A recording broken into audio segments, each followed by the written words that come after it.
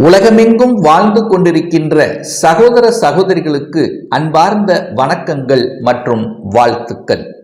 இன்றைக்கு நம்ம பார்க்கக்கூடிய ஒரு அற்புதமான ஒரு காணொளி என்னவென்றால் 2024 வருடத்திற்குரிய மாசி மாதத்துக்குரிய பலன்களைத்தான். முதலில் மாசி மாதத்தினுடைய கிரக அமைப்புகளை பார்க்கும் பொழுது இந்த காலச்சக்கரத்தினுடைய முதல் வீடான மேசமனையில குரு பகவானும், புதனுடைய வீடாகிய கன்னியில கேது பகவானும், மகர மனையில 3 கிரகங்கள் இணைவு, அதாவது செவ்வாய் பகவான், சுக்கிரன், புதன் பகவான், கும்பமனையில் சூரியனும் சனி பகவானும் இணைவு பெற்றும், மீனமனையில் ராகு பகவானும் இந்த மாசி மாதத்தினுடைய முதல் நாளிலே சந்திரன், மனோகாரகனான் சந்திரன் மீனமனையில அமர்ந்திருக்க போறாங்க. இந்த மாதத்தில் 2 கிரகங்களினுடைய பெயர்ச்சி நடைபெற இருக்கிறது. அதன்படி பார்க்கும் பொழுது இந்த மாசி மாதம் 8ஆம் தேதி, அதாவது பிப்ரவரி மாதம் 20ஆம் தேதி அன்று புதன் பகவான் மகர மனையில் இருந்து கும்ப மனைக்கு பெயர்ச்சியாகிறார். அதே போல அதே இந்த மாதத்துல, அதாவது மாசி 24ஆம் தேதி என்று, அதாவது மார்ச் மாதம் 7ஆம் தேதி என்று புதன் பகவான் கும்ப மனையிலிருந்து மீன மனைக்கு பெயர்ச்சியாகிறார்.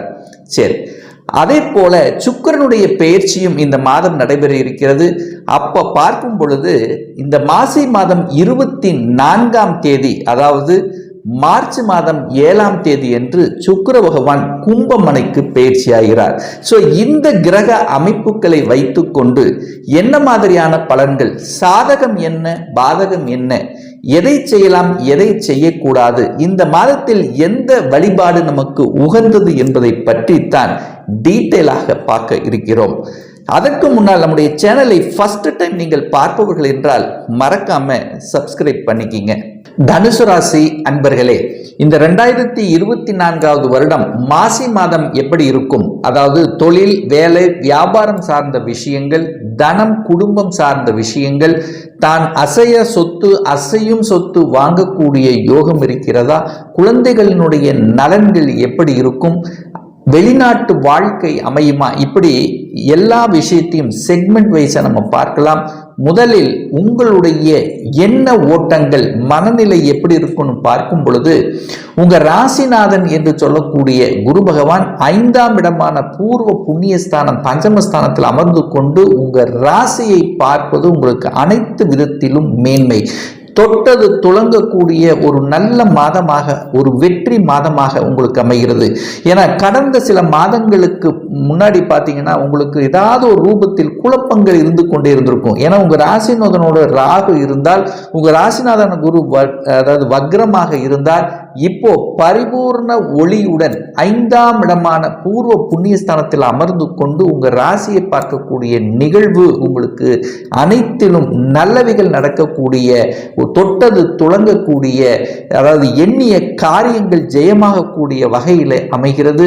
மேலும் 5ஆம் அதிபதி என்று சொல்லக்கூடிய அந்த செவ்வாய் பகவான் உச்ச பலத்துடன் வலிமையாக இருக்க போகிறது.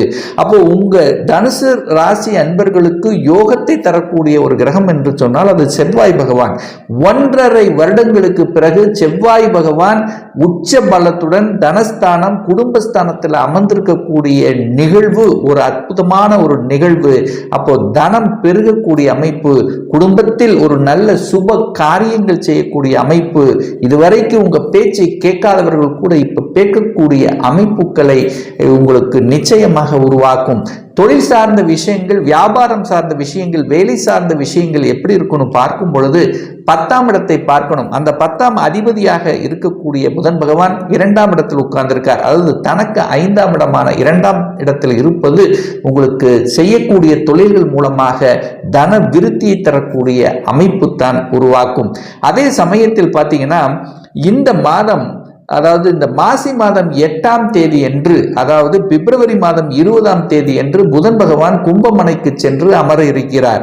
அப்போ 9ஆம் அதிபதியும் 10ஆம் அதிபதியும் இணைவு பெற்று அந்த முயற்சி ஸ்தானத்தில் உங்களுக்கு உட்கார்ந்திருக்கு. அப்போ தர்ம கர்மாதிபதி யோகத்துடன் இருக்கக்கூடிய அற்புதமான ஒரு நிகழ்வு. 9ஆம் அதிபதியாக இருக்கக்கூடிய சூரிய பகவான் 9ஆம் இடத்தையே பார்க்கிறார் அல்லவா. அப்போ பாக்கியங்கள் கிடைக்கக்கூடிய வாய்ப்பு.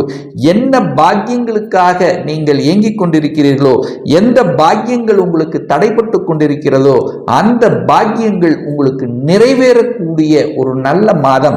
என்ன பாக்கியம் உங்களுக்கு கிடைக்கணும்? இதுவரைக்கும் ஒரு தன பிராப்தி கிடைக்கல, செய்யக்கூடிய தொழில்கள் நல்லவைகள் நடக்கல, ஏதோ ஒன்று போயிட்டு இருக்கு அப்படின்னு இருந்தவர்கள் இந்த மாதம் உற்சாகமாக தன்னம்பிக்கை வேண்டும் அல்லவா?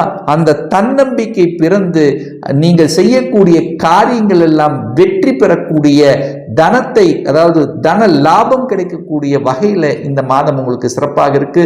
அது சமுதாயத்தில், அதாவது சமூக காரியங்களில் ஈடுபட்டு கொண்டிருக்கின்ற இந்த தனுசு ராசி என்பவர்களுக்கு பெயரையும் புகழையும் கொடுக்கக்கூடிய அமைப்பில் இருக்கிறது.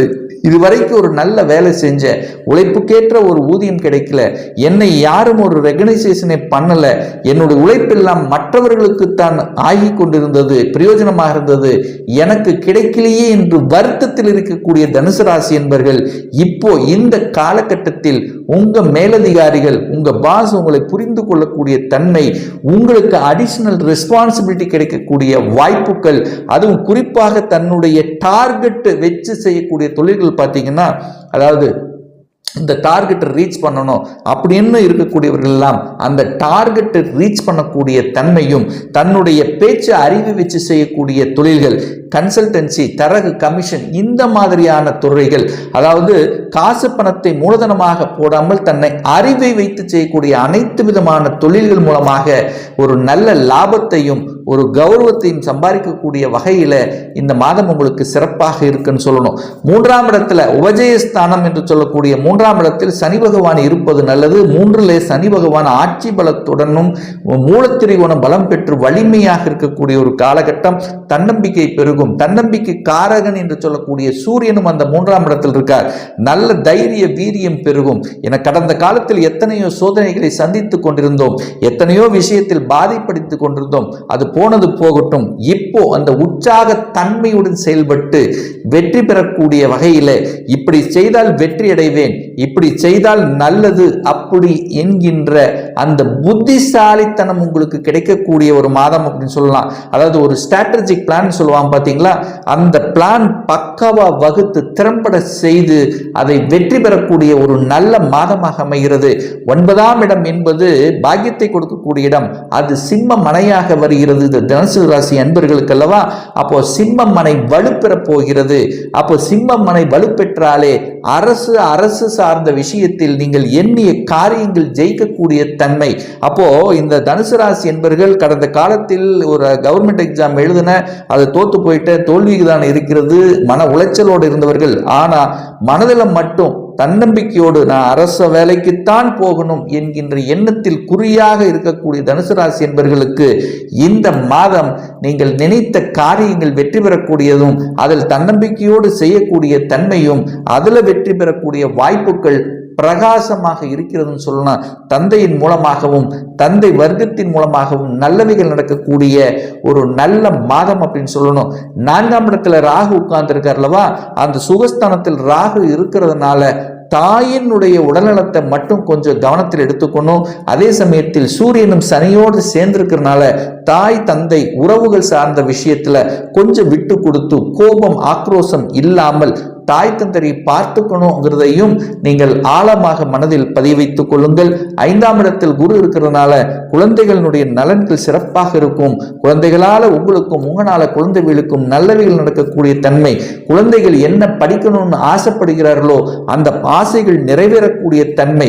இந்த மார்க் வாங்கணும், இது ஆகணும், ஒரு இன்ஜினியர் ஆகணும், ஒரு டாக்டர் ஆகணும், ஒரு சிஏ படிக்கணும். ஸோ இந்த மாதிரி என்ன ஓட்டத்தில் இருக்கிறீர்களோ அந்த என்ன ஓட்டத்தில் படித்து அது நல்லவைகளில் ரீச் பண்ணக்கூடிய தன்மை இந்த மாதம் உங்களுக்கு சிறப்பாக இருக்கிறதுங்கிறத ஸ்ட்ராங்கா சொல்லலாம்.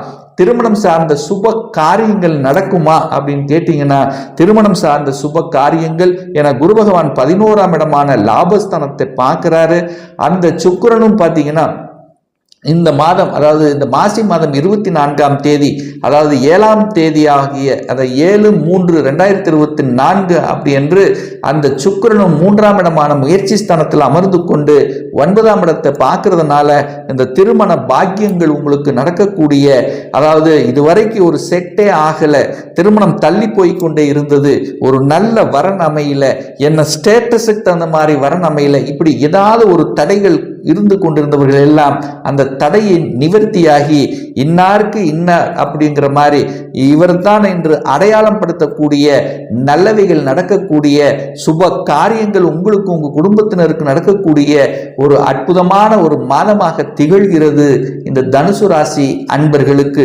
அதே சமயம் பார்த்தீங்கன்னா வெளிநாட்டு யோகம் இருக்கிறதா, அப்படி அந்த வெளிநாட்டுக்கு செல்லணும் அப்படிங்கிற எண்ணத்தோட பணியாற்றி கொண்டிருப்பவர்கள், அந்த எண்ணத்தோடு இருப்பவர்கள் வெளிநாட்டு வாய்ப்புகள் கிடைக்கும், அல்லது வெளிநாட்டு சம்பந்தப்பட்ட கம்பெனிகளில் வேலை பார்க்கக்கூடிய தன்மைகளும் உங்களுக்கு சிறப்பாக அமைகிறது அப்படின்னு சொல்லணும். அதே சமயத்தில் பார்த்தீங்கன்னா இந்த மாதத்தில் இஷ்ட தெய்வங்களை வழிபடக்கூடிய யோகம் உங்களுக்கு, எங்க போகணும், யாத்திரை போகணும், குலதெய்வ வழிபாடு, இந்த மாதிரி எங்க போகணும்னு நினைத்து கொண்டிருந்தீர்களோ குடும்பத்தோடு சென்று வரக்கூடிய யோக காலமாக உங்களுக்கு அமைகிறது அப்படிங்கிறத ஸ்ட்ராங்கா சொல்லலாம். அதே சமயத்தில் ஒரு நல்ல தெய்வ வழிபாடு இந்த தனுசு ராசி அன்பர்களுக்கு அப்படின்னு எடுத்துக்கொண்டால், நீங்கள் எண்ணிய காரியங்கள் ஜெயிக்கணும் அப்படின்னா அந்த 3ஆம் இடத்தில் சனி பகவான் இருக்கிறதுனால ஒவ்வொரு சனிக்கிழமை என்று ஆஞ்சநேய பகவானை சென்று வழிபடும் போது உங்களுடைய முயற்சிகள் அத்தனையும் பலிதமாகுங்கிறதுல எந்தவித மாற்று கருத்தும் கிடையாது.